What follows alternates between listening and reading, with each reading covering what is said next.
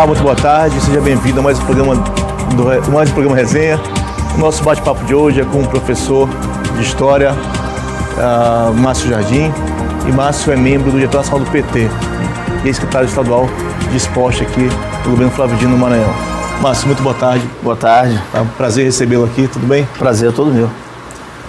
Você foi secretário de Esporte entre janeiro e outubro, janeiro de 2015 e outubro de 2017. Assim. O que levou a tu sair da secretaria, Márcio? E que dá para a gente apontar, nomear como uma marca tua nesses 2 anos, quase 3 anos de gestão? Primeiro que foi um trabalho com muita dedicação, com muito empenho, muito esforço, com muito comprometimento de uma equipe. Eu penso que nós conseguimos dar uma dinâmica ao trabalho na secretaria, diversificando os apoios na lei de incentivo, democratizamos um pouco isso, conseguimos resgatar os Jogos Escolares Maranhenses, que é a principal ação da política de esporte do governo do estado, é exatamente voltada para o esporte educacional. Então nós conseguimos resgatar os Gêmeos com muita força, com muita vitalidade, com muita participação. Em 2014, o Gêmeos foi realizado com 64 municípios participando. Nós, em 2016, fizemos os Gêmeos com o dobro disso. São 120 municípios que participaram. Conseguimos, na minha opinião, também horizontalizar bastante a relação com as federações esportivas, com os atletas. Então, enfim, eu considero que tenha sido um período muito exitoso, esse período em que nós estivemos à frente da Secretaria de Esporte do governo Flávio Dino. Como a gente disse na abertura do programa, você é professor de História. Professor de História. Né? Você não, diferente de alguns outros quadros na política do Maranhão, você tem a compreensão clara de que ocupar uma secretaria, ser secretário de Estado ou de municipal, isso é transitório, é um momento absolutamente vital. Transitório. E você voltou para a sala de aula, Voltei para a sala de aula. Durante o governo do Jackson lá, que eu também exerci uma função em cargo em comissão, nós éramos no governo federal, o PT estava no governo federal. E eu me recordo que assim que nós saímos do governo... Você foi adjunto, né? Eu fui secretário adjunto de Juventude. Né? E depois de Minas e Energia. Eu me recordo que nós reunimos, né, nós do PT, e eu disse assim a eles: olha, nós não temos o direito de ninguém se pendurar em nenhum cargo no governo federal. Acho que todos nós deveríamos voltar por uma questão de dignidade pessoal, de dignidade das nossas profissões. Porque muitas das vezes você ocupa um cargo aqui e fica se pendurando num e no outro. Eu não vejo nenhuma indignidade em voltar para a sala de aula. É evidente que é uma honra, foi uma honra para mim, seria uma honra continuar participando do governo comandado, dirigido pelo governador Flávio Dino, mas eu não vejo nenhuma indignidade na minha profissão, no meu trabalho, e eu, portanto, fiz a opção de voltar para a sala de aula. Você está onde hoje, Márcio? Na escola? Eu trabalho na Escola Júlio de Mesquita, no bairro da Coab, com a educação de jovens e adultos, que é uma coisa que eu já tinha experiência, trabalhei desde a primeira edição do ProJovem, eu já tinha trabalhado e fiz a opção de trabalhar com jovens e adultos, que é uma coisa que eu gosto bastante. Márcio, você também é dirigente nacional do PT, você ocupa um cargo na diretória nacional do partido. O que representa a prisão do presidente Lula nesse momento aí, digamos, no pré-eleitoral? Quer dizer, ficou claro que a tentativa, todo aquele processo da Lava Jato, na verdade, a tentativa agora de tirar o presidente da disputa eleitoral de 2018. Mas o que o PT, para você, representou e representa? A prisão do Lula representa, primeiro, uma grave injustiça. Segundo, que representa uma visão de setores do judiciário, da elite econômica desse país, de setores da chamada grande mídia, que não aceita conviver com avanços sociais, com inclusão social, com tirar as pessoas da pobreza. Então, com todas essas conquistas que nós tivemos no governo Lula. Então, é muito maior do que simplesmente prender uma pessoa, a figura de um líder político. Mas eles querem prender uma concepção de sociedade, de uma sociedade democrática, de uma sociedade que as pessoas tenham direito, uma sociedade que as pessoas sejam inseridas no mercado e que tenham acesso à educação. Então, enfim, a prisão do Lula representa tudo isso. O Lula não foi preso exatamente porque tenha cometido algum tipo de ilicitude, não. O Lula foi preso exatamente pelo seu grande acerto, que foi de promover a inclusão de milhões e milhões de brasileiros na possibilidade da esperança, na possibilidade de ter expectativa e possibilidade de consumo, de emprego, de trabalho, de realização dos seus sonhos. Caso não haja possibilidade desse presidente ser candidato, né, em 2018, qual o caminho nacional do PT? Não, o Lula vai ser candidato, ele é o nosso candidato. Nós vamos, no dia 15 de agosto, que é o último prazo para registro das candidaturas, nós vamos fazer um registro da candidatura do presidente Lula e ele será o nosso candidato. O PT não discute em absoluto essa coisa de plano A, plano B, plano C, não existe isso. O plano no PT é só um, é o plano Lula, e ele que vai ser o nosso candidato. E a impossibilidade disso, caso... Porque, assim, nós não trabalhamos com impossibilidade da candidatura do Lula, né? Isso não está no horizonte nosso. O Lula vai ser candidato, nós vamos registrar a candidatura do Lula. Se lá na frente, né, no limite do limite, houver uma decisão final de que o Lula está inabilitado para a disputa eleitoral, nós vamos começar a discutir isso. Mas agora não há nenhuma discussão. O Lula é o candidato. Márcio, uma das críticas que se faz ao PT em relação a todo esse processo que o partido viveu, tem vivenciado, tem vivido, é de que o PT não fez autocrítica. Você concorda em parte com isso? Ou você discorda justamente dessa crítica de que não há autocrítica, né, por parte dos partidos trabalhadores em relação a todo esse processo político que viveu, político-jurídico que viveu nos últimos tempos? O PT fez sim, faz autocrítica, é um exercício permanente. Talvez nós tenhamos sido um pouco, nós devíamos ter sido um pouco mais ostensivo nisso. Nós cometemos muitos erros sim no governo, o partido cometeu muitos erros, assim como outros governos cometeram grandes erros. Agora, eu diria que o saldo é muito mais positivo. Se a gente for ver, mesmo com todos os erros e acertos, o importante é que você olhar para a história do PT, se olhar para tudo aquilo que foi feito no governo do presidente Lula, da nossa presidenta Dilma, você vai ver que o PT sempre esteve ao lado certo da história. O PT sempre esteve do lado do povo na história. Eu acho que é isso que conta no balanço final. A autocrítica, ela já foi feita, nós fazemos a autocrítica de muitos erros que cometemos, e isso é um exercício permanente. 2018, aqui no Maranhão, qual o caminho do partido? O que vocês estão discutindo internamente? Acho que em final de maio ainda, no calendário de vocês, a previsão de encontro estadual do PT. O que vocês estão discutindo internamente no Estado? O que o PT está pensando, né, para o Maranhão 2018? Olha, o PT participa do governo Flávio Dino, o PT é da base do governo Flávio Dino, então, portanto, o que nós temos definido é que nós vamos apoiar o governador Flávio Dino. Nós temos uma decisão de apoio ao governador Flávio Dino e reivindicamos participar da chapa majoritária liderada também pelo governador Flávio Dino. Então, o que tem dado hoje, efetivamente, é isso. É uma decisão de um encontro que foi realizado no ano passado, que o partido é da base do governo Flávio Dino, o partido participa no governo Flávio Dino, tem secretarias no governo Flávio Dino, apenas reivindica, que é muito natural, participação na chapa majoritária do governador Flávio Dino. Mas o que nós temos de decisão é de continuar marchando junto pela reeleição do governador Flávio Dino. Alguma possibilidade, Márcio, do partido, e aí, quando se discute isso, ocupar um espaço, ter uma vaga na chapa majoritária, ou de senador, ou de suplente, ou de vice, surge uma história recente que o PT ocupou uma vice na chapa da ex-governadora Rosana Sarney. Ainda há isso no partido, ainda há alguma corrente no partido que defende a aliança, né, com o sarneísmo, com o MDB, numa eleição de 2018? Não, como eu disse, o que tem dado, o que é concreto, é uma decisão do nosso encontro, portanto, e foi uma decisão unânime do encontro de apoio ao governador Flávio Dino. Se existe alguma intenção, algum interesse individualizado, isso não está manifestado. Tá? Evidente que a gente tem que respeitar todas as opiniões, todas as posições, e se elas forem apresentadas, deverão ser debatidas. Mas isso não está no nosso horizonte. Tá? A decisão do PT, como eu disse anteriormente, é de continuar apoiando o governo Flávio Dino por tudo aquilo que ele representa, pelas transformações que tem feito no estado do Maranhão, por ter sido um aliado muito correto, muito leal do PT nessa batalha que a gente tem travado nesse último período da nossa história.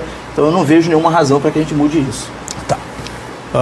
O governo tem dito que a vaga do vice deve permanecer o Carlos Brandão, o atual vice, do Flávio Dino. O governador Flávio Dino já indicou o apoio a um candidato senador, candidato federal, o Everton Rocha, do PDT. E aí, a segunda vaga é aberta, que as pessoas apostam, alguns, né, um pouquinho mais, com mais firmeza, apostam que essa segunda vaga seria também da deputada federal Elisene Gama. Onde entraria o PT nisso aí?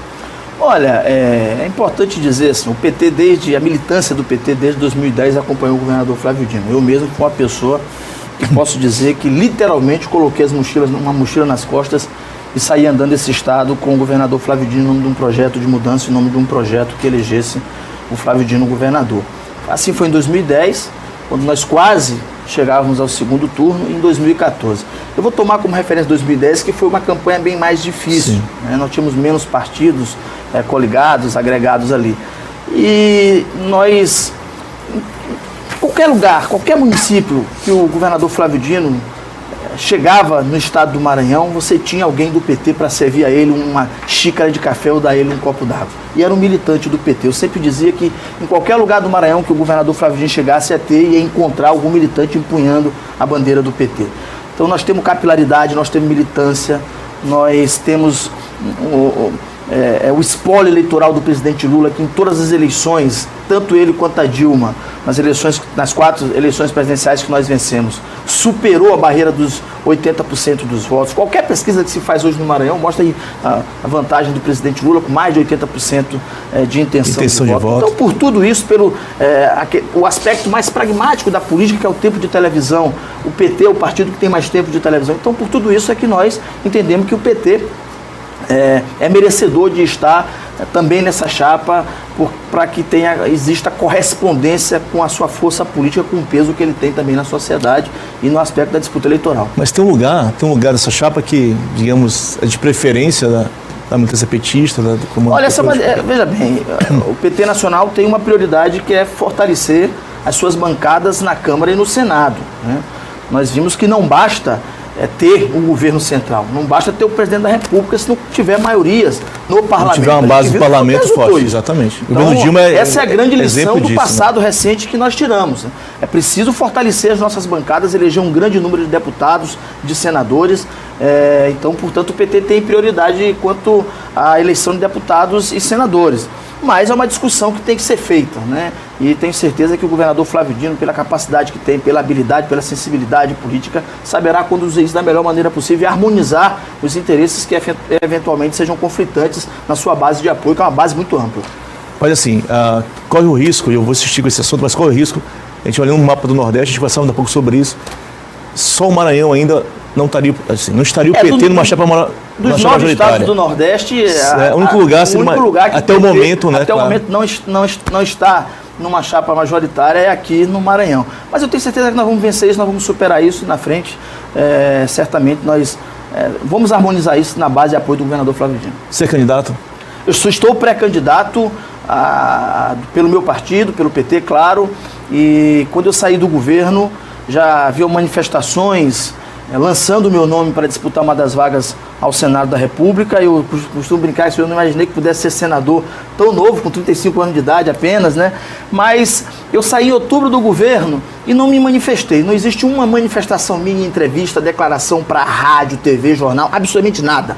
Eu só o fiz quando conversei com a presidenta nacional do meu partido, que é a Gleisi Hoffmann, a senadora Gleisi Hoffmann, e no dia 20 de dezembro eu fui à confraternização do Instituto Lula, porque eu fui membro do primeiro conselho consultivo do então Instituto Cidadania, que depois virou Instituto Lula. Fui convidado a participar da confraternização no fim de ano com o presidente Lula. Eu havia acompanhado acompanhei todas as caravanas do Lula, na caravana do Nordeste, na caravana de Minas, na caravana do Rio. Estava com ele lá em Santa Catarina, inclusive naquele fatídico dia em que os ônibus foram alvejados com tiros. Eu estava dentro do ônibus junto com o presidente Lula.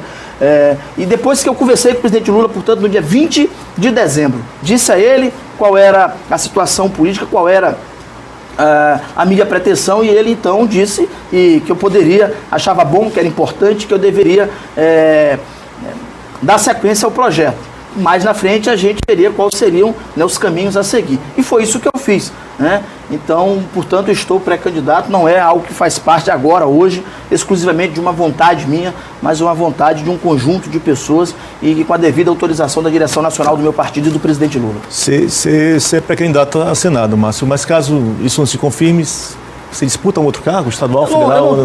De jeito nenhum. Eu não estou naquela de mirar para um lado para tentar acertar, né, um outro interesse. Não, de jeito nenhum. Eu tenho falado com muita franqueza, com muita honestidade dito no meu partido. Eu serei candidato, se assim for o desejo de uma decisão partidária do PT, a senador da República. Se não, eu serei um militante da causa da eleição do presidente Lula, da causa da eleição do governador Flávio Dino. Tem como pré-candidatos o professor Nato Chocolate, tem o teu nome, do Márcio Jardim, tem o nome, também se na semana passada nas redes sociais, o nome do advogado Mário Macieira, ex-presidente da OAB. O que de fato há aí, além do teu nome já posto, o que há de real? Tem sempre muita especulação, né, de nomes e tudo, isso é natural da política, a política se alimenta muito de especulação. Mas oficialmente o que tem colocado é o meu nome, e isso é oficializado pela direção nacional em reunião nacional do diretório, tem o nome também que você mencionou aqui, do professor Nonato Chocolate. Qualquer nome é um direito, a pretensão de ser candidato, qualquer filiado, e eu tenho por todos eles, seja quem for, o maior respeito. E todos eles que se apresentem, naturalmente, vão fazer um bom debate democrático, sadio, que fortaleça, que engrandeça o nosso partido. Qualquer nome eu sempre saúdo, porque ao se apresentar nomes também há uma manifestação de defesa de uma tese. Qual seja a tese? A tese de que o PT tenha protagonismo e participe da chapa majoritária. Você tem uma relação muito boa. Internamente no PT, você dialoga com o que há de mais à esquerda no PT, o que há de mais de centro, né, do PT. Qual a dificuldade, então, de te acompanharem, né, te colocarem nessa perspectiva boa de ser... Porque tem pretensões também individuais que são legítimas, né? Os parlamentares têm suas pretensões, outros dirigentes têm suas pretensões.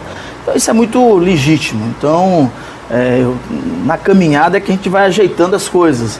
E a minha expectativa é que até o nosso encontro a gente possa confluir para convergências que possam representar não só interesses internos do PT, mas que possam representar também para fora somas para um projeto maior, que é da eleição do presidente Lula. Perfeito. O resenha vai ser o primeiro intervalo e na volta a gente volta a bater esse papo, a conversar com o professor de História e membro da direção nacional do PT, Márcio Jardim. Voltamos já.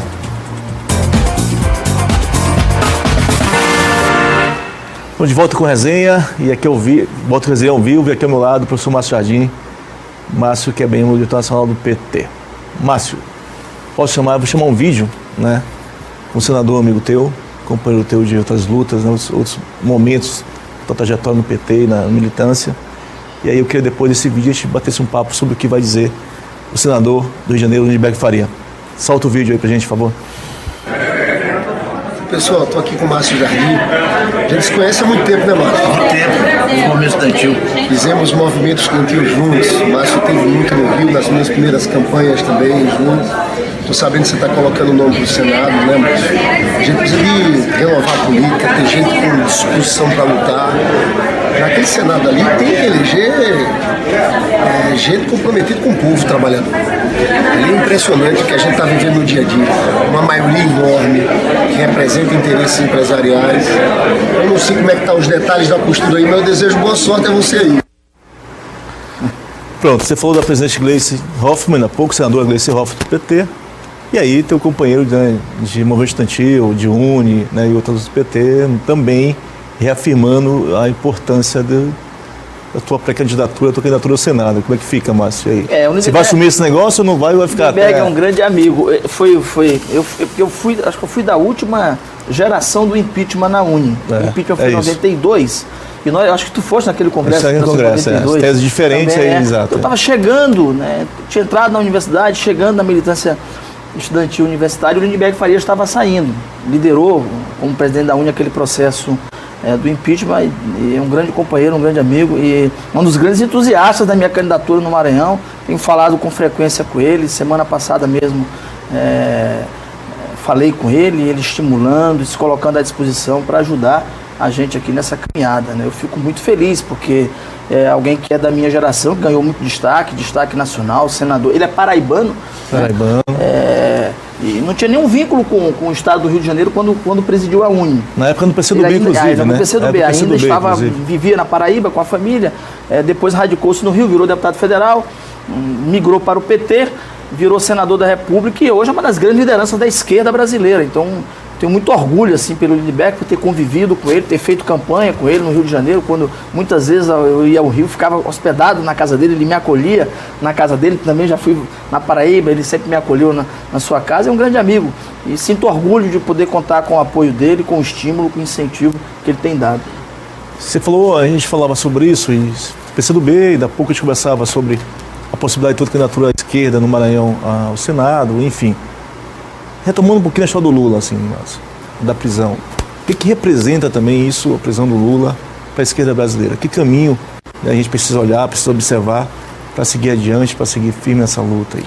Olha, Tevaldo, essa eleição de 2018 é uma eleição absolutamente atípica.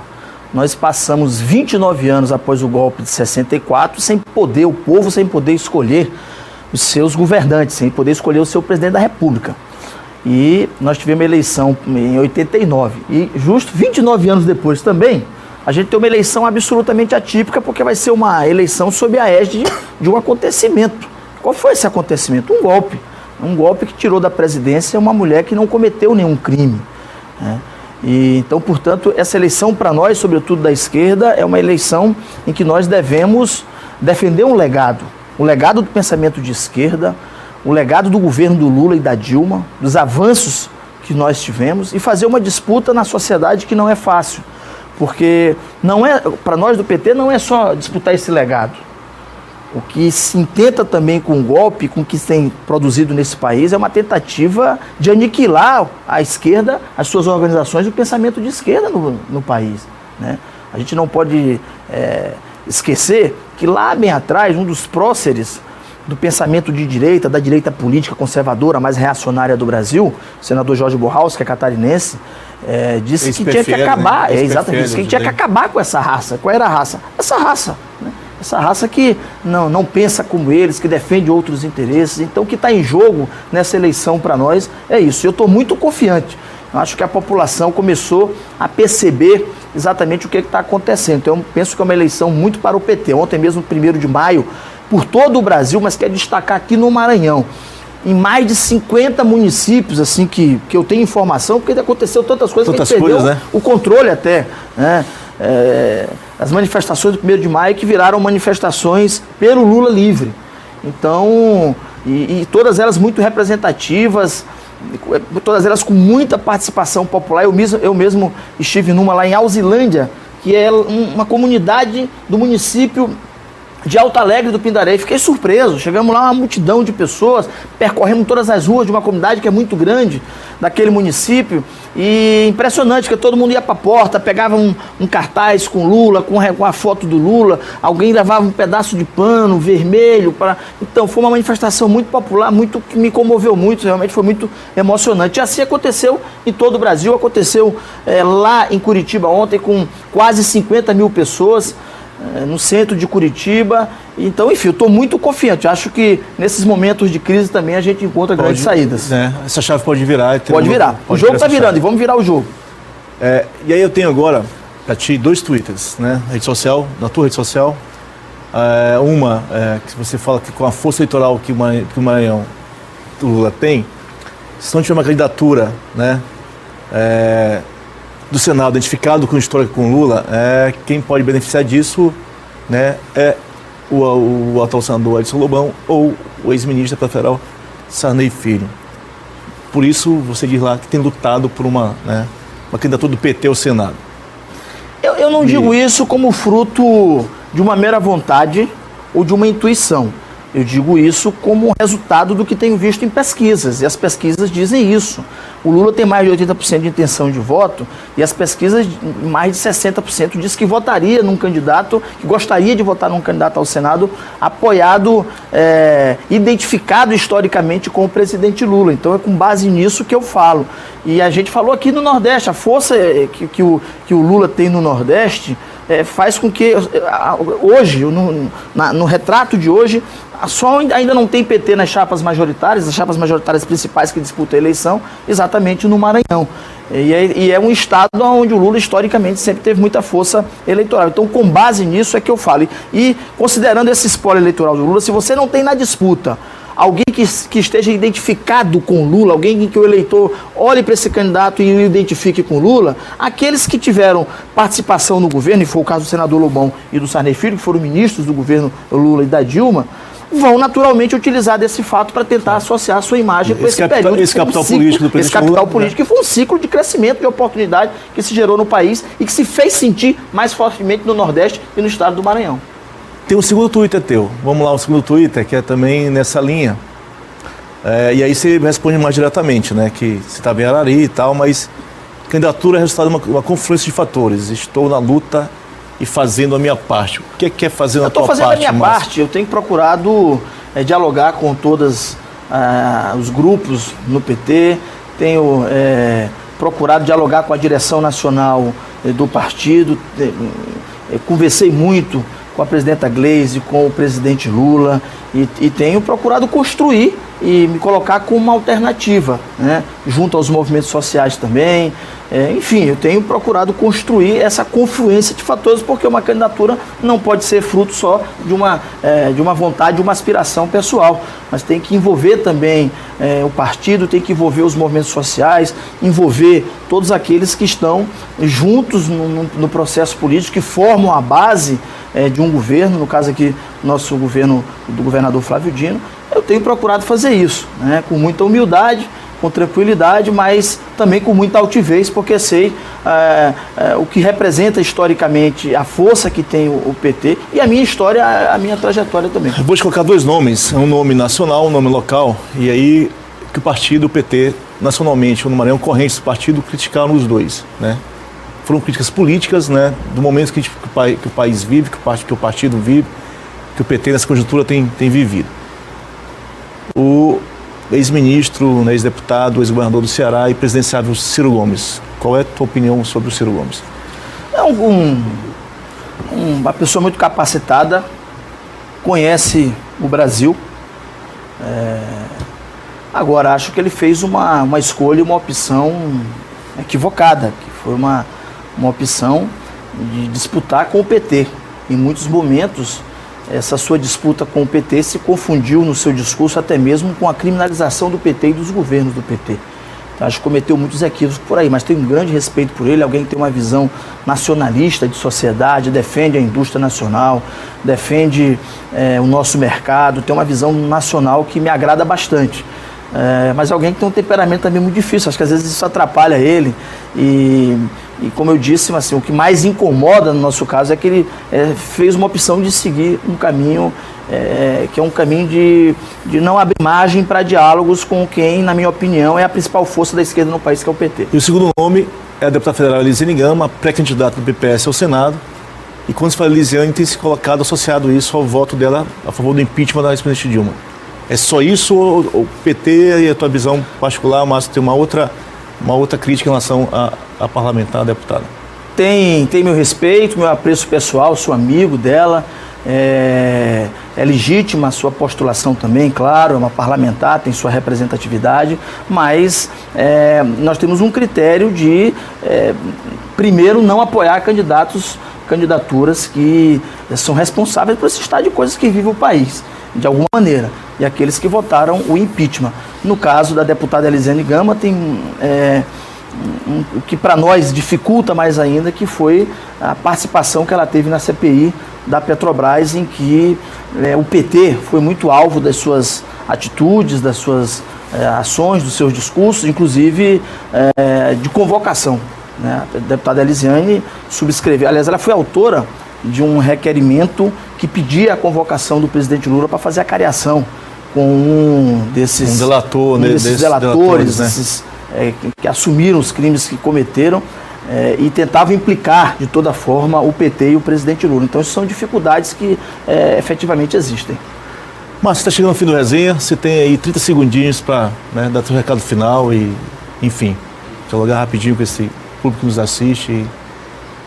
Olha, primeiro agradecer a oportunidade de poder falar aqui, expressar o que a gente pensa, algumas ideias. E aqui fala um maranhense, arariense, filho lá da Rua da Beira, nascido lá em Arari, que eu carinhosamente chamo de minha pequena, pacata e amada Arari. Tenho muito orgulho de ter nascido ali, daquela gente do meu povo. E eu falo com o coração cheio de esperança de que nós vamos seguir na trilha da mudança, da transformação no estado do Maranhão e vamos virar o jogo na história desse país, elegendo Lula presidente, fazendo um reencontro do Brasil com a sua democracia. Muito obrigado pela sua audiência. Eu volto na próxima sexta-feira, depois do programa Zé Cirilo, com resenha ao vivo. Até lá. Márcio, muito obrigado. Um abração. Valeu. Obrigado.